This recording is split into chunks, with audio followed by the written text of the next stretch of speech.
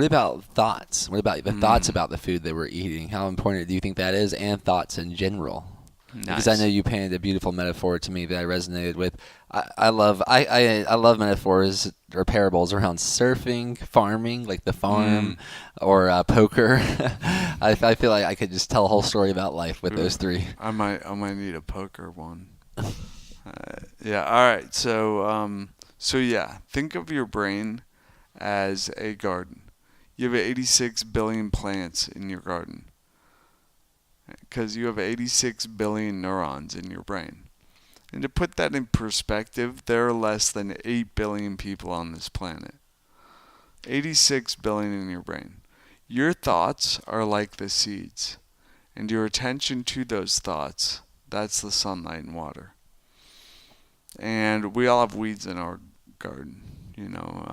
I don't really need to go into what weeds are. I think everybody knows what weeds are. Basically, weeds are thought patterns, habits, whatever that we don't want. And it is subjective. You actually asked me the other day, like, what's the difference between a flower and a weed? And I was like, perspective. And that's the truth. But yeah, we all have weeds.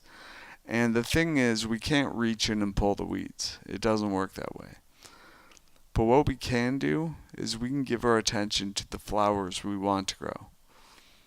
And as those flowers grow, the attention shifts from the weeds to the flowers. The flowers are way more attractive than the weeds, so it gets more attention. Attention is the sunlight and water. And after a while, the roots of those weeds take over, or of those flowers, take over the roots of the weeds. And that's how we can grow a beautiful garden. And what's cool about this analogy is it works for everything. Politics, relationships, business. We don't change things by dismantling the old. We change things by creating the new and making the new more attractive. And the attention shifts. Yep, I hear that. I hear that, man. It reminds me, yeah, that's just such a good one for so many things, as you said. Thank you, man. Thank you. And all right, you were also talking about thoughts surrounding food, and eating something that we don't enjoy, being like, this is healthy for me. I'm gonna force this down my pile, right? And yes, that's worse for you than eating something you enjoy. Even if what you enjoy is is Pringles or whatever. Like, I don't know if I was supposed to say name brands.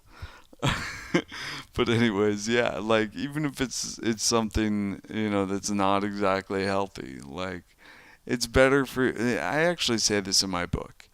I say this is not about being dogmatic. This is about understanding how food affects your unique physiology and how those effects affect your brain. The most important thing we can do is to enjoy our lives and to do so sustainably.